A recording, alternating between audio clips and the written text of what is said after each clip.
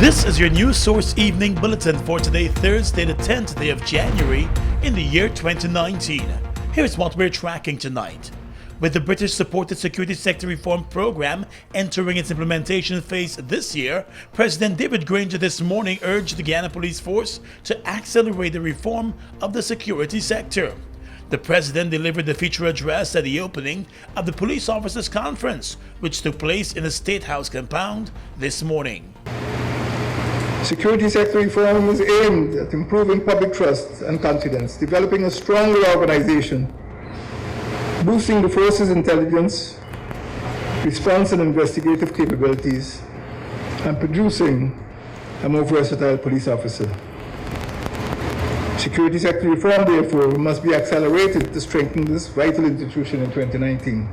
President Granger said the Guyana Police Force must always pay attention to maintaining the public's trust, adding that police officers must also shy away from corrupt practices. All politics is about people. It follows that whatever trust the people place in the police must be respected. Bribery, for example, is regarded as a notorious crime because it contributes to corruption and thereby undermines public trust. That is the reason you remember very well when the media asked me what qualities I sought in appointing a commissioner of police, I did not hesitate to say that the commissioner must be unbribable. Mr. Granger also spoke about the appointment of the Police Service Commission and said a police force which is contaminated by corruption cannot safeguard the security of the nation's citizens. The appointment of the commission, therefore, a credible commission, was essential to the efficiency of the police force and to the security of the state. The existence of a commission, however, is not enough to guarantee the force will be officered by persons who are competent, committed, and uncorrupted. A force which is contaminated by corruption cannot safeguard the security of our citizens. Service in the force must be based on the values of commitment, competence, and incorruptibility. The President also noted that the government will continue to work with the police force as it continues its efforts to safeguard the nation. Police Commissioner Leslie James told the opening of the conference that the Guyana Police Force has been moving to implement many of the initiatives that fall under the reform of the security sector. The Guyana Police Force is at a very important juncture in terms of reformation. As we have engaged with our counterparts in the United Kingdom, and to this end, three main pillars have already begun implementation. That is to say, training, human resources management, and infrastructure. Your Excellency, since being conferred as the Commissioner of Police, I've gotten together with the 4 deputies and we have visited and met with our staff in all police divisions, branches, and units. We have been demonstrating leadership. The top cop said the police force has seen some of its hard work being paid off, with more crimes being solved and the crime rate going down. The Police Officers Conference will run until this weekend at the Police Officers Headquarters, Eve Leary. More news coming up in just a moment.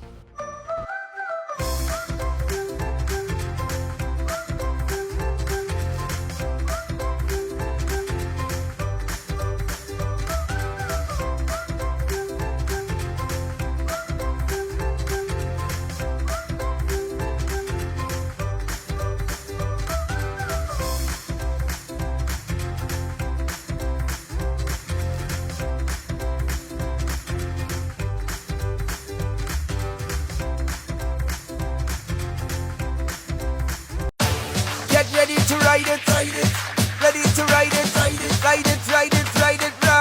the wave. Open up the new vibe, drink up the boldness inside. Radical and fresh and wild, catch the wave now. Ride bold, ride fresh, ride strong, come on, ride the wave. Taste the action, satisfaction, perfection. Wave, wave, wave, wave, wave, wave.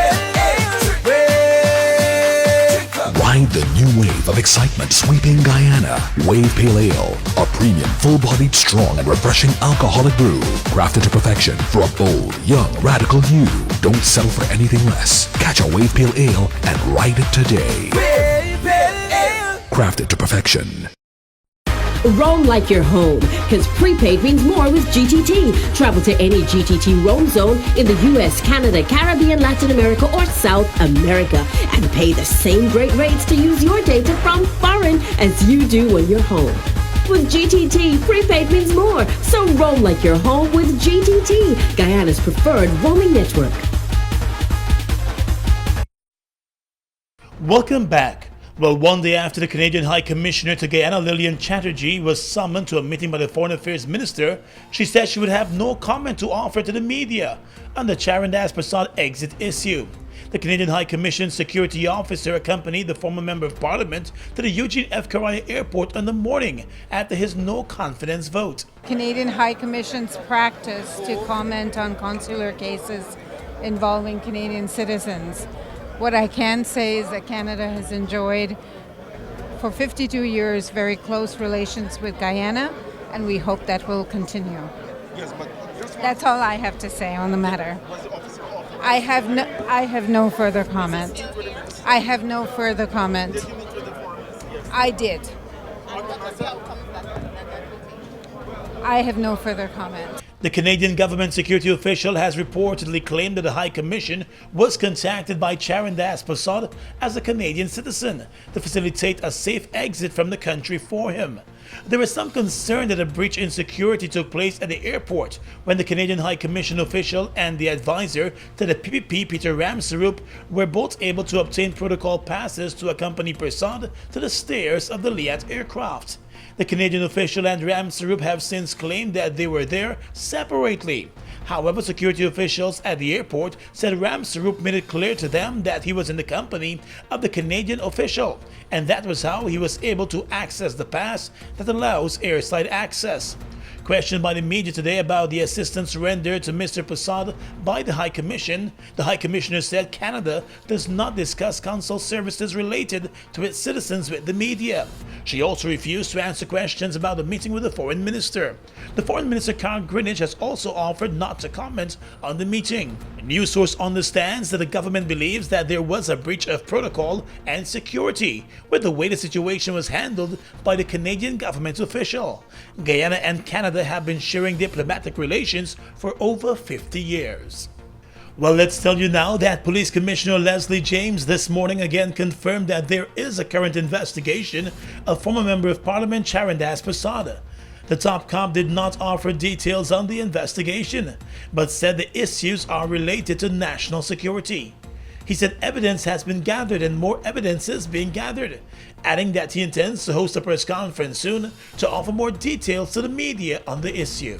Well, you look at the matter. It's a matter where a member of parliament, a former member of parliament that is reported to have been involved, allegedly, in some matter, and that's what we're dealing with. The Guyana Police Force will hold a press conference on this subject matter shortly. And please respect that. News source understands that the police investigators have spoken to a number of gold dealers and are looking at issues surrounding Charandas Prasad's alleged plan to purchase $1 million worth of gold, days before he voted against the government in the opposition-sponsored no-confidence motion. He left the country the morning after the vote. In text messages between a number belonging to Charandas Prasad and a friend of his, inquiries were being made about the gold purchase. In the text messages, it is believed that he referred to the gold as Kasrip and explained to the friend that he wanted $1 million worth. The two organized a number of meetings, and it is suspected that Prasad also held meetings with gold dealers about the alleged gold purchase plan. While Prasad has denied allegations that he was bribed for his vote against the coalition government, he has stayed away from commenting on the alleged gold purchase plans. News source has also learned that a number of gold exporters have also been questioned about alleged interactions and conversations with the former Member of Parliament. And finally tonight we turn our attention to the courts. A Cuban national was today remanded to jail after he was charged with forging a U.S. Embassy appointment letter and overstaying his time in Guyana. 52-year-old Lazaro Pereira Alonso appeared before Principal Magistrate Sherdel Isaacs Marcus and said he was strict. Speaking through an interpreter, the man denied the allegations.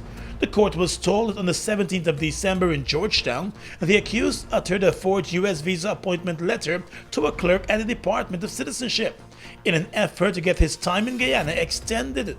The prosecutor said the man knowingly conspired with others to get the document forged and used it as a way to get an extension in his stay in Guyana. Despite his pleas for leniency and claims of being tricked into obtaining the forged document, the Cuban national was remanded to jail until later this month, when the matter will come up again. Scores of Cubans come to Guyana daily to trade in goods and to apply for U.S. visas. Guyana is the U.S. visa center for Cuba. And a 44-year-old minibus driver from Plaisance has been committed to stand a high court trial for the rape of a disabled woman. The accused, Sherwin Reynolds, appeared at the magistrate's court this morning and was told that a strong enough case has been made out against him to face a judge and jury for the rape of the young woman. It is alleged that on the 1st of April, the accused took the 21-year-old woman who is disabled and cannot speak to a desolate area and raped her.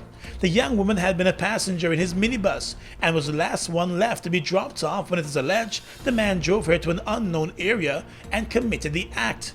The victim reportedly complained to family members about what had taken place and pointed the driver out. The driver was immediately arrested and charged. The matter could find its way in the High Court before the end of the year. And that's your News Source Evening Bulletin for tonight. I'm Gordon Mosley, reporting.